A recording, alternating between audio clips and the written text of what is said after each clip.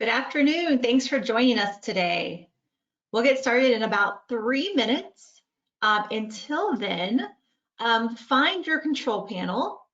It's usually an orange kind of square rectangle with a white arrow, and open up that question box and share with us where you're joining from today. So my name is Mandy and I am joining you from Oklahoma today. We'd love to see where you're all joining us from today. Looks like we have quite a few people joining right now.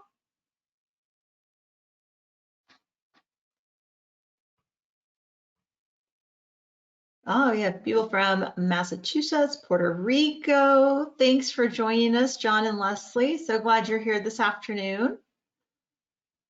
So if you're trying to figure out what that control panel is, it's usually that orangish reddish rectangle with the white arrow. You can click on that to open up your controls. You'll see a question box. So in that question box, just share with us where you're joining us from. Ray's coming to us from Alabama. We have California, quite a few California, Texas, more Alabama, Virginia. Ooh, they're flying in now. Michigan, Idaho, another Oklahoma, Connecticut, New York. We're so glad y'all have taken some time to join us this afternoon for our quick 30-minute professional development session. Michigan, Chicago, Tennessee. Welcome, Jeff, Larry. Welcome, Alan, Sharon, Bruce. We're so glad you've joined us today. We'll get started in about a minute and a half. So if you're just joining us, find that control panel, open it up because we'll use it one more time in our session. So we want to make sure you can locate it. And in that question box, just share with everyone where you're joining from today. I have people on our team behind the scenes who are joining us from various places around the country. Usually we have some folks from like Maine, Florida, Illinois, joining us on the backside. So we're glad you're all here.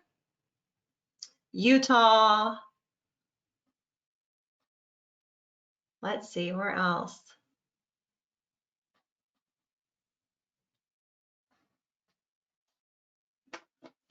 Pennsylvania, Daniel from New York, welcome. So glad y'all joined us today.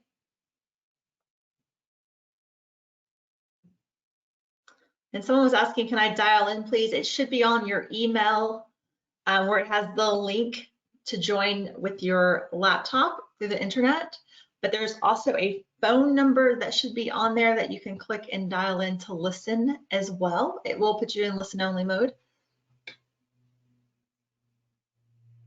If you don't have that, I'm sure one of our team members on the back end can get that for you.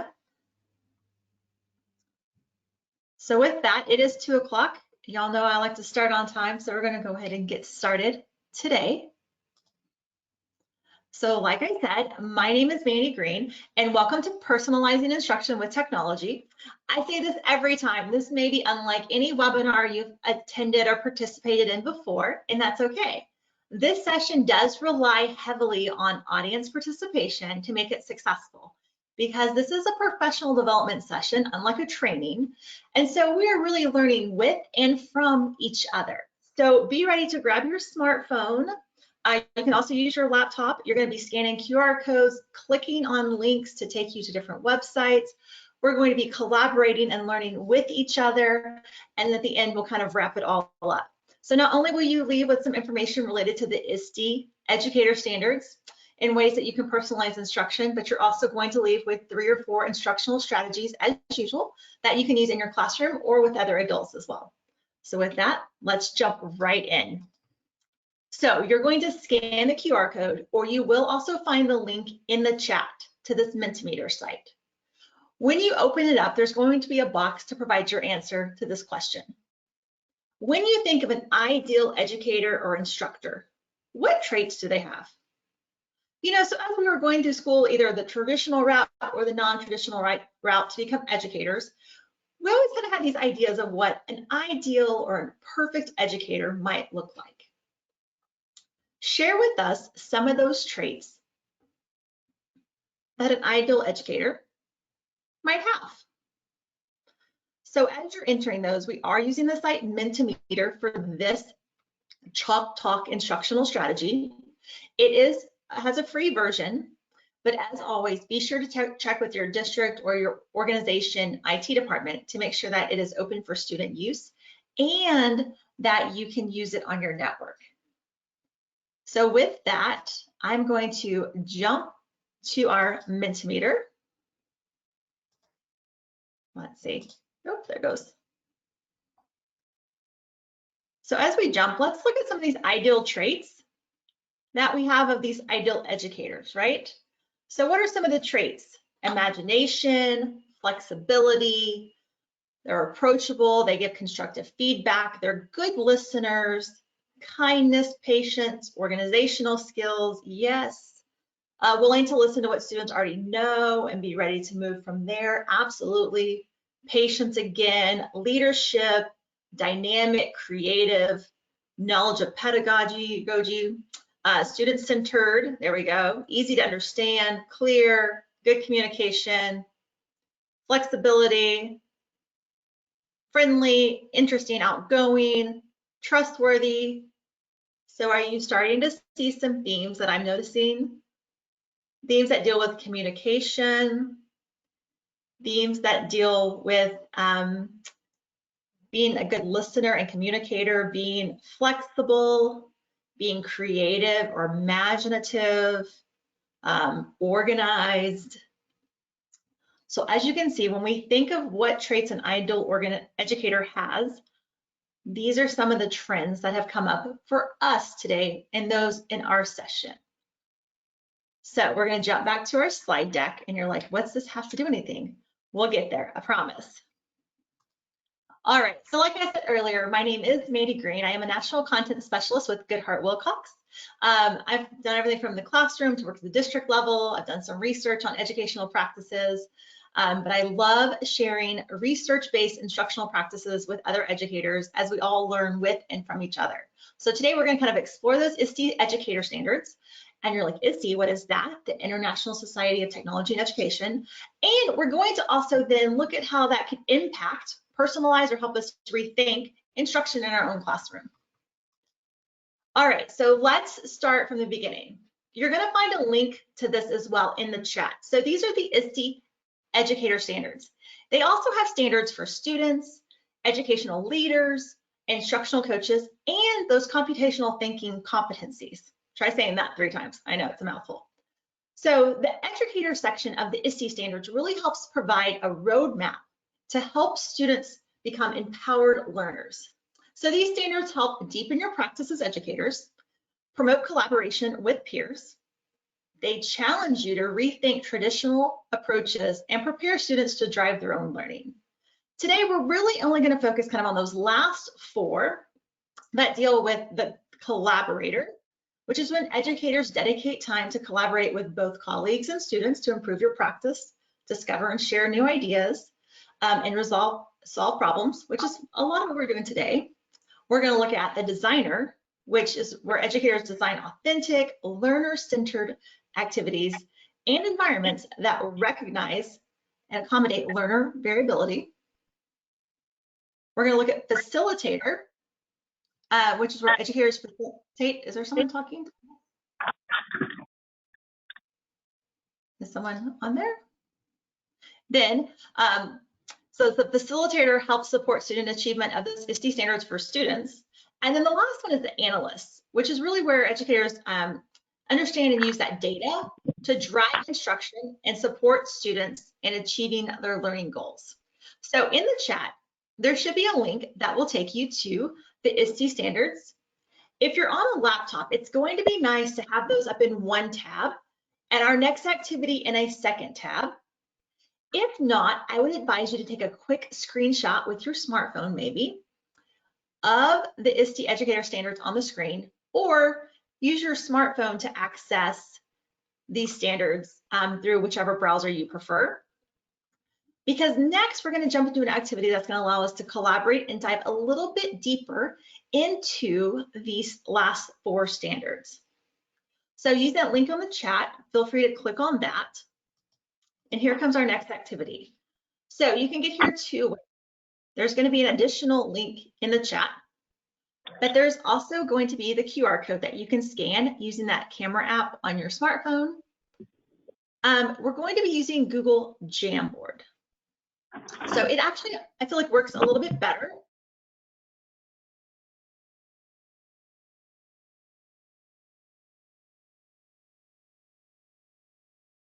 And I was muted somehow. So it tends to work better. Jamboard works a little bit better if you're on a laptop as opposed to a smartphone. But either way works. So scan that QR code or click on the link in the chat to access our Jamboard. Now, when you get there, we're going to have kind of a preemptive little activity to make sure you can learn some of the features of it before we dive in. So if you're on a laptop, you're going to find the sticky notes, which are located on that left column. And you're just going to write your name on a sticky note and put it on that first slide. My name is already there for you as an example. If you're on a smartphone, it's a little different. You're going to find the sticky notes that are located at the bottom. Should be left or right, depending on your phone, how it's oriented. It'll be the edit pencil. You'll click the edit pencil, and then you'll have to click the plus sign to find the additional tools of the sticky note. So I'm going to jump onto our Jamboard. All you're going to do is try it out, put your name on a sticky note, and move it around on that first slide. Let's see how we're doing. You ready? Here we go. All right, well, mine's loaded. So we're not using the pen feature today. We're using the sticky notes, and look at all these great sticky notes on here. You can move yours around, you can move others around. So as you can see, the sticky note looks like a sticky note. On the smartphone, you'll access it from probably the bottom right. There's an edit pencil, or the bottom left. You'll click on that pencil, and then you'll have to click the plus sign to get additional tools, because on the smartphone, it will only give you the pen or the eraser. So as you can see, everyone's getting a chance to add their name. So, you know, whenever you introduce a new piece of technology, ideally in the classroom, you want to give people a chance to interact with that tool with a low cognitive load activity before you start adding content. Because our session is only 30 minutes long, it's a little condensed. So this is our low cognitive load concept to make sure you know how to use some of the tools. It looks like people are exploring with a pen and the eraser as well. That's great. And it looks like the majority of us found the sticky notes, which is perfect. And I'm sure you found that you can also resize the sticky notes. So once you write one and you select submit, you can actually edit it, and then you can change it as well. So whatever you need to do, change the size, change the font. All right, so here's another one. This is adult learning at its best, right? I need you to select one of the four ISTE standards. So at the top, you'll notice there's a slide deck, and there's arrows going right and left. That's how you navigate from slide to slide on our Jamboard or Jamboard. So I need 2 or 3 people to jump on analyst, 2 or 3 people to jump on facilitator, 2 or 3 people to jump on designer, and the same for collaborator. If you notice there's a lot of sticky notes going up on the one you selected, maybe jump to the next slide to make sure we have 2 or 3 people on every slide. All you're going to do is you're going to answer the questions in the 4 window panes. So the first one says, what is this standard? You're going to open a new sticky note, and you're going to type in what that standard is.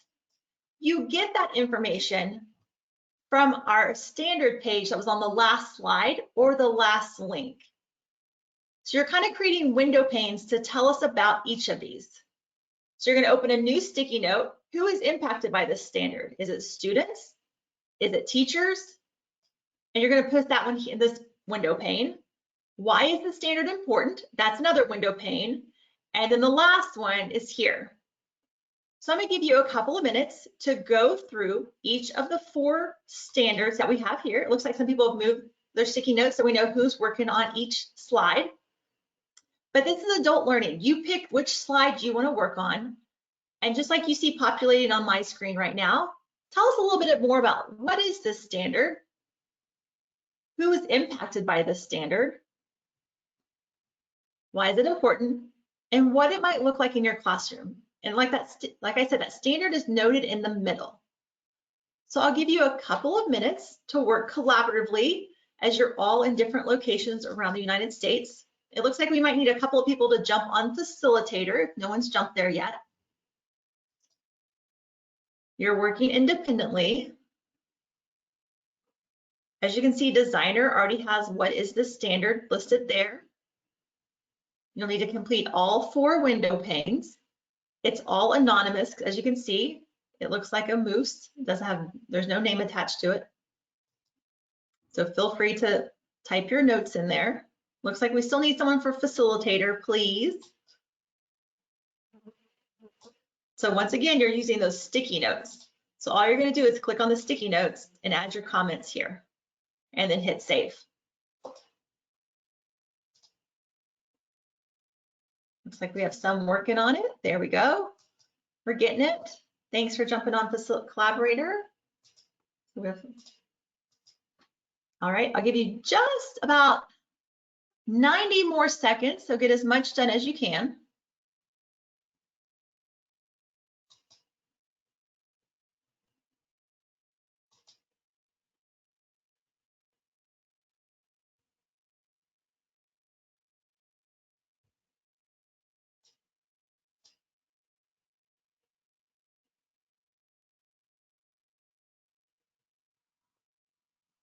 Remembering that there is no wrong answer today, as we are learning with and from each other. Remembering that all your work is anonymous, so your name is not being attached to it. Sometimes that can help increase engagement and participation.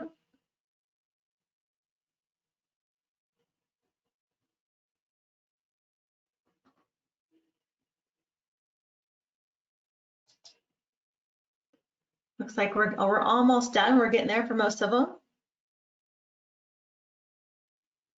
We're getting there.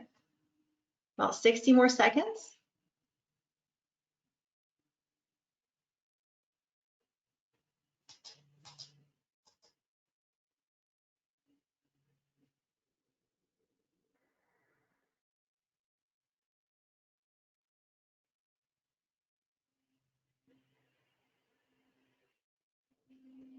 Don't forget that these are sites that you want to save. To click on that star button if you're on Chrome browser, or save to your bookmark bar or your favorites so that you'll have access to them at a later date. About 15 more seconds.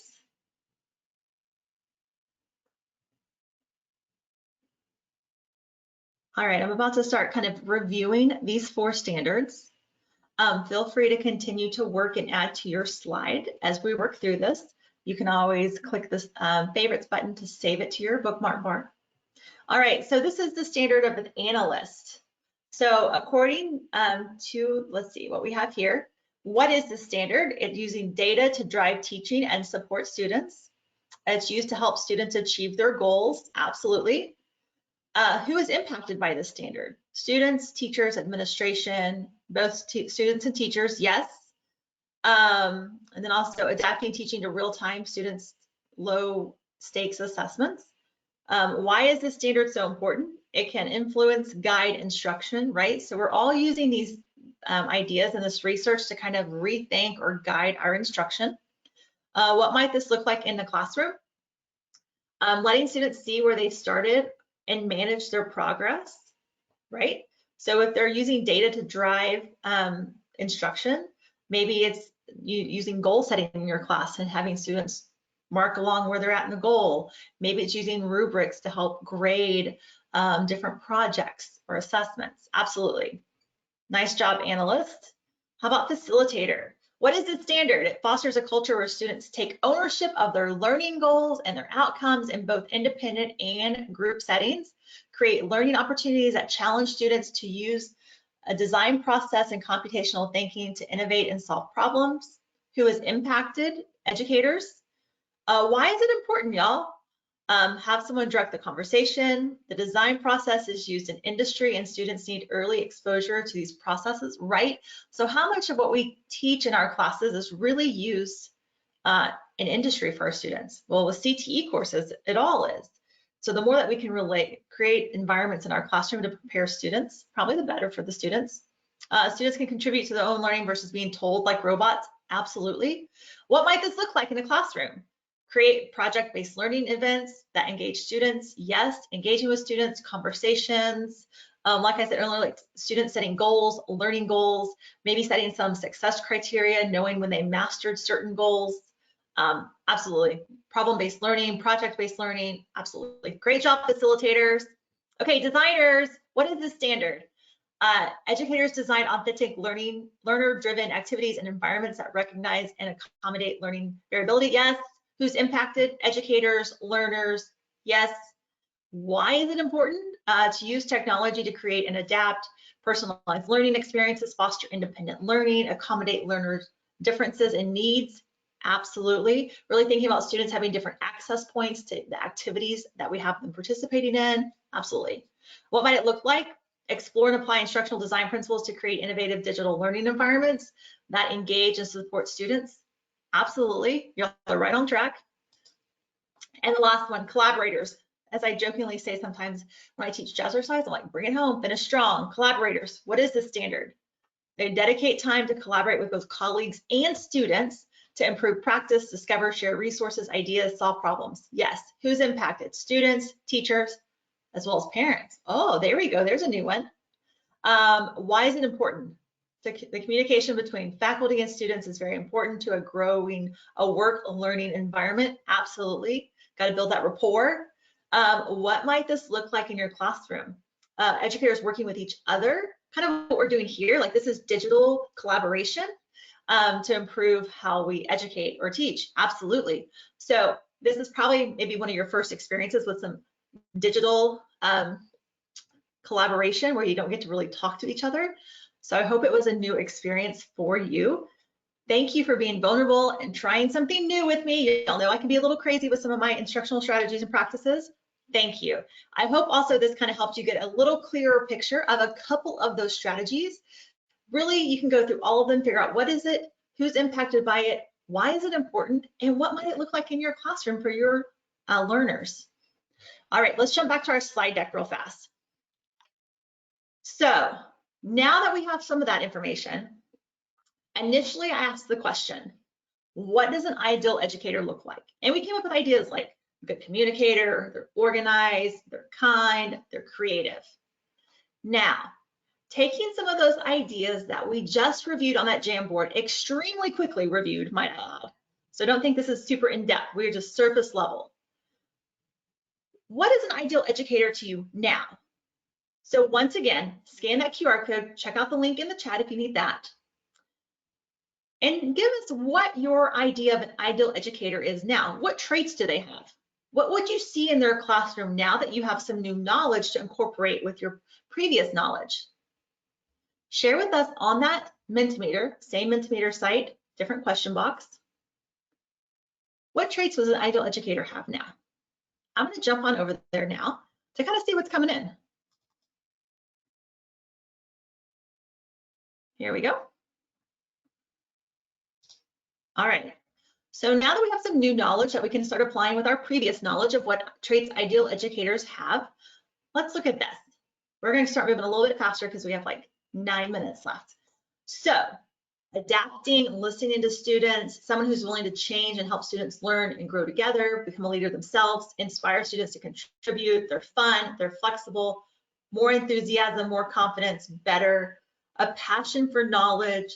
They're a collaborator, intentional, support students in 21st century skills, development, yes, leader, citizen, collaborator, designer, facilitator. Yes, those are some of our ISTE educator standards, absolutely.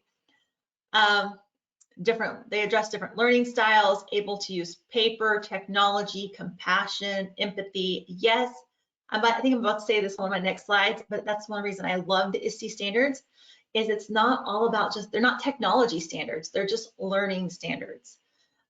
Communication, enthusiasm, and flexibility. Do you see how a few of our ideas of like this ideal educator shifted a little bit as we looked at some of those educator standards? Okay, for the sake of time, we're going to continue to shift and move this session forward. So now we're going to take these traits and we're going to think about them in terms of our own learning environments in our own classrooms. How can these ISTE standards that we just kind of went through very quickly on Jamboard, help us personalize, or you might use the term rethink, instruction in our own classroom with our own students. So find that question box, open it up, and share with us some ways that we can use these standards as designer, collaborator, facilitator, learner, leader in our classrooms to personalize instruction for our students. So as you're doing that, like I said, I really like these standards because they're not technology standards. Even though they come from ISTE, they're all about learning. And you know, when I really first started infusing these standards into my classroom, I was focused on that designer piece because I wanted to create learning experiences that had multiple access points for my students, but I also wanted them to have an authentic audience to interact with, to bring in those real life, real world situations.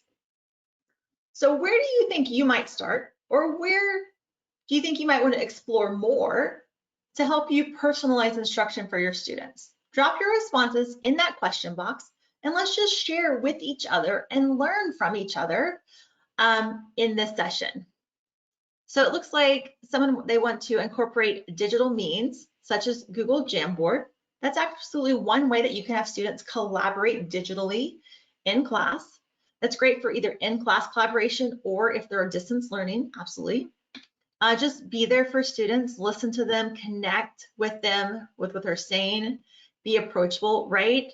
Like my mom's a former educator too, retired principal, district leader, and she always said, like, it starts with relationships. Like you can't teach students if you don't have some sort of relationship with them. So absolutely, so let's start with those relationships by giving ourselves a way to set up our class and classroom to make them more inviting and help them grow. Yes, absolutely. You know, sometimes we have to set up those environments. So like some of those ISTE standards talked about, like it's not just the learning itself, sometimes it's that environment.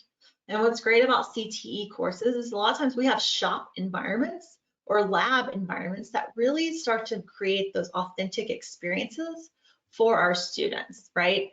So us on the CTE side always had that benefit of creating a more authentic learning environment or space.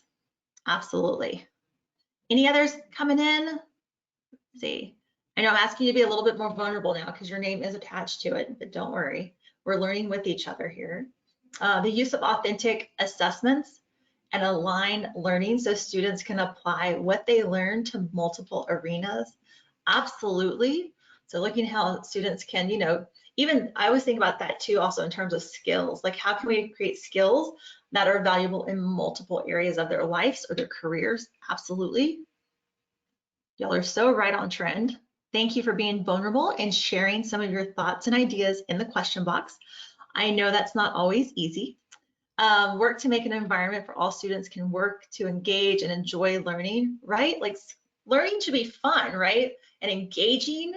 So yeah, creating ways to make it more enjoyable. Students can enjoy what they're doing, right? Just like us, it's always nice to have a job that you enjoy and you love to do. Absolutely. All right, let me jump back over to my last slide. If you want to continue to share, we would love to hear your responses. Yes, to use data that we collect, absolutely. I can't, oh, data. Sometimes I have to collect so much data and I would never get to use it. All right. So let's just start to wrap this up. So, you know, we started about talking about these traits of like ideal educators that we all wanted to be when we first entered the education world. And then we took those ISTE standards, which is some research-based practices, and we then took that new knowledge and kind of applied it back to create this new understanding of traits of an ideal educator. Then all we're doing is talking about ways now that we can kind of personalize or rethink instruction in our class to meet our students' needs, using some of that ISTE educator standard knowledge that we just gained. So some of the things that we did to kind of go through this route today, we used Chalk Talk at the very beginning, instructional strategy, just to kind of collaborate all of our ideas, put them all in place. We used the window notes in our Jamboard. So it looked kind of like the Frayer model because I put the name of the standard in the center, but what really was 4 window panes. It's called window notes instructional strategy. And then we used the Google Jamboard, and we also used Mentimeter, which we use frequently on these office hour webinars. The research from today came from the K20 Learn site. You can just Google that and it'll pop up. It has like 200 free instructional strategies that you can use. So in case you get stuck using the same 2 or 3 strategies like I did when I was in the classroom, this might give you some new tools for your toolbox. And then of course the ISTE standards is where we came up with those educator standards, all backed by research. As a reminder, you will receive a certificate for attending today. It's set to be scheduled, it's scheduled to go out tomorrow, 24 hours after, but I did talk with GoToMeeting and it could be up to 6 weeks for you to receive that in an email as an attachment, so be looking for that. Also check your junk or spam.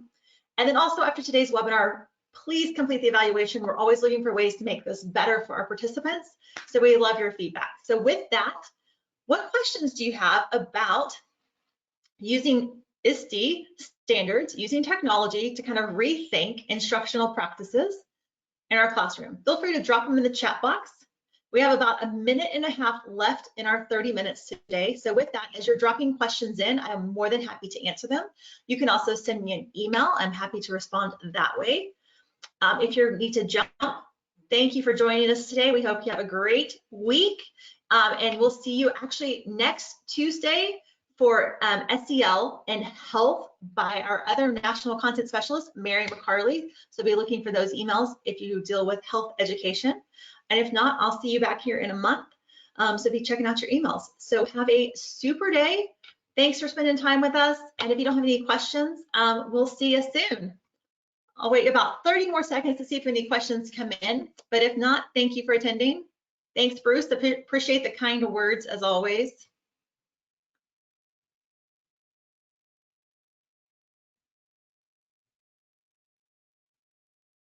All right. Y'all have a great day.